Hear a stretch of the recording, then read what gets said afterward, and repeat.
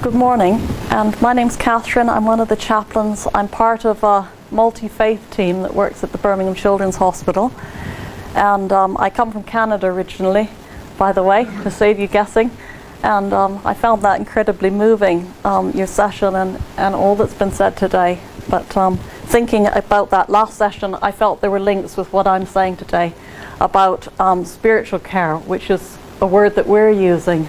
And I think we all find perhaps different language to describe something of the same thing, really. But I'm here to tell you a little bit about the research that we've been doing. The focus for today is on research that we did in interviewing young people with cancer in the TCT unit over at BCH. But I'd like to finish off, if I can find 5 minutes, to show you a few things from a parallel project, which has been about really developing resources to engage with young people. And our strapline is really that spiritual care is easier to explore and to experience than it is to explain. So I'd rather not get bogged down actually in definitions. But nonetheless, I'll focus a bit on what we've done with this report, or this piece of research, which was interviewing young people, one at home, 8 on the TCT, and their parents as well. Sometimes they were together in the room, sometimes they wanted to be separate, and then also running focus groups with staff. And they were eligible for our study if they had an admitting diagnosis of cancer, had received treatment more than 4 weeks or up to 2 years from that date of diagnosis, and between the ages of 11 and 16. Financed by the Oncology Education and Research Development Funds, and very much picking on this theme that you mentioned about holistic needs of a whole human being that comes to us and passes through our doors.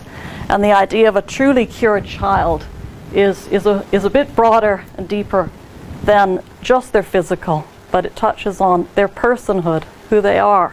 And that's where I get into what is spirituality. It may be religious expression, but it well may not be in our day and age. I was talking with someone before the session who said, actually I might have valued a ritual at a certain time in our journey. It's not that we're particularly religious, but we do have beliefs. We are spiritual people. Or we may not be, kind of belonging to a tradition, but we've gathered things, and they're important things that do maybe point beyond ourselves and that kind of relationship. But it is essentially, who makes me me? Who am I? I was visiting a child on the ward yesterday, and she had a sheet from the school, a little project, and it said, the question was, what is the essence of you? And they were invited to reflect on that and create a kind of picture around that. For me, that's a spiritual question. But you don't have to use that language. It's the essence of who you are and caring for that person, the person with a name and a history. We found in our research that actually having a tool in hand, and I was a bit nervous, I have to say, I haven't done research before of this kind, going in with questions, I found, because it was a consensual process in which they said, yeah, I do want to actually, I have something to say, I would like to have this conversation. And then I went in with the questions, we sat down together. It actually became a way of easing into the rapport and the relationship. And I would say what started as an assessment tool very quickly became an intervention in which we'd traveled somewhere together, and now what? So that was an interesting question for me, who also had this chaplaincy role, and how to manage that. But I can't possibly describe everything really from what we found and what we've been thinking about, but I do want to say, if you're interested in the report, I'd be very glad to share it with you. I've got a couple here today, and you can be in touch with me. I'll gladly send you one.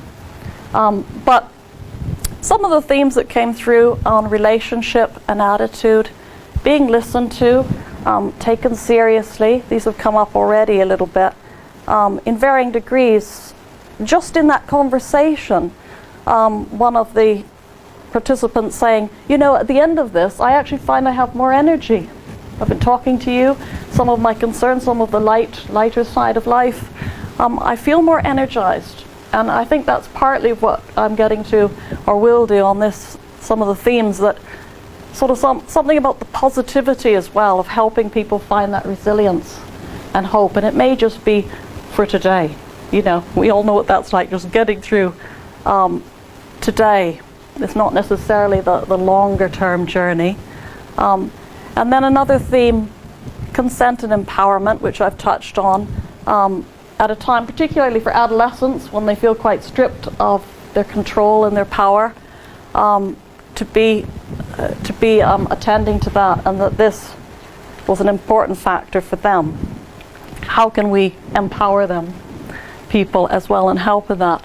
Then I wanted to focus, just in our short time together, on this one. We asked the question, what helped you to feel strong inside? What did engender hope and resilience and optimism for you? And some of these things that came through were family and friends. We would expect that. I mean, I think that's probably number one for a lot of people. Signs, text messages, gifts, visits, daily reminders. You know, the isolation side of things, when people are having long periods cut off. Just the daily reminders that people are thinking about them. People are holding them in their hearts and in their minds. These names are all anonymized, but Ben valued having an adult conversation, looking forward to the next day. Ben also describes this perspective. He was one of our older interviewees. You'll all have your weepy days, but he argues, there's no point in being negative about it. A positive outlook will get you through it. This was often what came through from the young people themselves. They were very much kind of living in the day, I would say, from what they said, and feeling positive about themselves. And then in the longer run, the importance of returning to school and restored sense of normality was very important, making future plans. And just carrying on with this theme, really raising the question, how do staff, I mean, you touched on this, contribute to a positive outlook for young people? And it may be just about hope for the day. I wanted to read an excerpt from a short article by Ruth, I can't pronounce her surname, Wowaskis, I'm sorry, who was 15 when she contracted cancer. And she says in this, she refers to her consultant and how she owed so much to him. She said, it wasn't just his obvious skill as a hematologist, but also his very honest, caring, encouraging and reassuring manner. In a recent article in The Guardian, the journalist Jenny Russell said, when we're very ill and we encounter the health service, what we want is for our weakness to be responded to with great care, respect and gentleness. We want to be treated as a human being with an illness, not as a medical problem with an irritating person attached. I thought that was a good comment. And that's what we're getting at, you know, just being caring together. And I do think the flip side of this is another talk I would love to give you about self-care and our own spirituality, which I think are linked. You know, we can feel ourselves rather burdened as well and overwhelmed if we're not careful when you see a video like that. And so how do we care for ourselves is the other side of this. But nonetheless, I think that's important, that just offering a smile can be so important. Another question we asked, what was the kindest thing? What was the kindest thing anyone did for you on your treatment journey or so far? The things that came through, offering presents, being there. One person, reflecting on this, a young girl, 16, 17, the thing that she said was, you know, when the youth worker brought that hat back for me that day, I couldn't go on the outing, but she brought a hat back for me that she thought I would like. That was the kindest thing. And I thought, wow. You know, we often look for the big solutions, and I think this is saying there are small kindnesses that are important and can make all the difference. The strength gained from accepting non-judgmental presence of staff. Shelley recalls the kindness of a nurse who used to sit holding my hand. If only we had time to sit sometimes. Just for a minute, even. When she had nightmares and said, "Whenever you need me, just to talk, I'll be there for you." And Faye's mum, when asked, it was just a hug. Someone to be there to give support in the darkest times. Coming in, holding Faye's hand, saying a prayer. I mean, she was talking to me, and we'd spent quite a lot of time there, and I realized prayer is getting into more of the religious expertise, if you like, what we can offer as chaplains. The kindest thing for Joseph, he recalled his mother's work colleagues, how delighted he was that they did this fundraising for him, on his, well, for the hospital on his behalf. So relationships, of course, of trust and care were all described in different ways for the young people. And this comment from Joseph's mother, Anne, I can't praise them enough, talking about the staff. They're just amazing. The doctors, nurses, everybody, the porters, the cleaners. We had a cleaner who got Star of the Month recently because, and you know what it is? It's her kindness. It's just her attention, and sometimes her humor and her smiling. I said to the ward manager, how fantastic they all are. Nobody passes you by. There's always a word for you. It does make a really big difference. So what I would say is, you know, it's within the scope of all of us to together offer that kind of environment. And what it boils down to is actually feeling connected. And I think for me, spirituality is a lot to do with connection and disconnection. And when you're struggling spiritually, because you're going through one of the worst nightmares you can imagine, if you're having a weepy day and someone shows you some kindness, it might just be the thing that glues you back a bit together. And the reverse of that is if you get knocked, it might be the thing that sends you into a spiral in another direction. So these small kindnesses. How am I doing for time? Okay. About 5 minutes, right. Okay. Well, as I say, I don't want to try and rush through some stuff, but we did ask what worries you, and one that came up more than once in the group was not knowing what's going to happen to me. So it might not be, you know, the worst kind of fears, but there are fears that we can alleviate just in explaining. And of course, people are overwhelmed at the beginning of the journey, so they can't take things on. You know, they're in shock. But it's coming back and reassessing, and I'm sure that that's something that everyone here is aware of, how important that is. Suffering, loss, it's enormous, the loss that people are experiencing, and they began to describe in this study. We saw a bit in the video, really. Connections with school, what your children or peers are going through. You're in fact losing something of your childhood and adolescence in that restriction of freedom. And we also need to find ways gently to help young people process some of that. This came through from Ruth as well.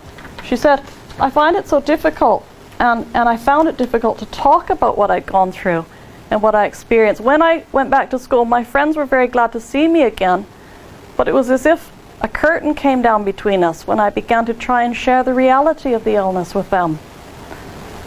It seemed that others had been advised not to hassle me with questions about what I'd been through. All very well meaning, but not really what I wanted inside. I wanted to speak about my life as a cancer patient. Well, we cannot offer understanding. We can offer incredible wisdom and understanding, and not be afraid to talk about some of the difficulties as well, really. So that came through in some of the focus groups. Some very precious things were described, really. Sometimes the questions in the middle of the night, it's not always the most convenient time, but nurses that found those ways to just gently support the exploration of these young people in their minds, what was going on with them. Can't really do much more here with all of those things, but again, religion for some of them, prayer was incredibly important in giving them hope and courage and the wholeness that they were seeking in their spirit. And that's important for us to recognize. And then I would just quickly move on to say where we're moving with this is that we feel we need to work both to trial more resources and to work as a team, really, across different disciplines. I'm not going to spend loads of time, but on the other side of what we've been doing, we've been developing different materials. You know, we don't always want to talk about things. Maybe we can draw it. So here's a postcard which I used with a young person. When he was leaving the hospital, he'd had a great deal of trauma, actually. He'd been in the intensive care for weeks. He didn't have any conscious memory of it, but he was having nightmares. I've just mentioned multidiscipline. You know, it might have been a referral case for psychology, but there was a spiritual side to what he was saying in our conversation. He was a Christian, and so we decided that what we'd do is we'd go to the intensive care, we'd visit that place together, we'd draw on this card. I gave him a chance to draw, and this is what he drew. It's a picture of him lying in his bed, thinking about these things. He's running here, and that's the alien ship, and the monster's running after him. And for us, the conversation did have a religious angle about how does God help us with our fears. And we went to the chapel, and we laid the card down on the altar there. And we said we can lay that down here. And we can also say a blessing, which we did. So I've been quite pleased to find that actually sometimes having something in hand, this is another example of some of our cards that we've been developing. And I invite you to have a look if you're interested. I brought a pack along. Here. I gave this to a young person recently. It says, courage doesn't always roar. Sometimes courage is the little voice at the end of the day that says, I'll try again tomorrow. And just give it to him. And I noticed when he moved bed, he took his card with him and he put it on the wall where he went. And then we've developed these diploma cards, you know, just recognizing, wow, you've been through something very difficult there. Can I give you that as a sign of respect? So yeah, do take a look if you're interested. And then we're quite excited about some of the things we've been doing. This is a sensory box which we took. And you know, spiritual needs, connection with others, community. How do we help the young people to be together in this and be friends and be normal and just have some fun? Very important. So we trialed this resource as just taking a box, putting things in it that give you comfort and encouragement and hope. Pictures from home, friends, you know, messages, all the precious things. That when you're having a low day, you can look in your box and take it out and, you know, oh yeah, that was my, you know. And they loved that. They just ate that one up, actually. It was so fun. And there was one, we tell the story that one child had a bar of soap in his box. And we said, well, what's that? You can wonder what that would be about. Why would you have a bar of soap? Any guesses? Sorry? Smell, yeah, you would think smell, and that might be one. For him it was... Didn't have to have a wash? Good guess. He wanted a bath. He wanted a bath. That would be another good guess. It was actually soap operas. He was missing his soap operas.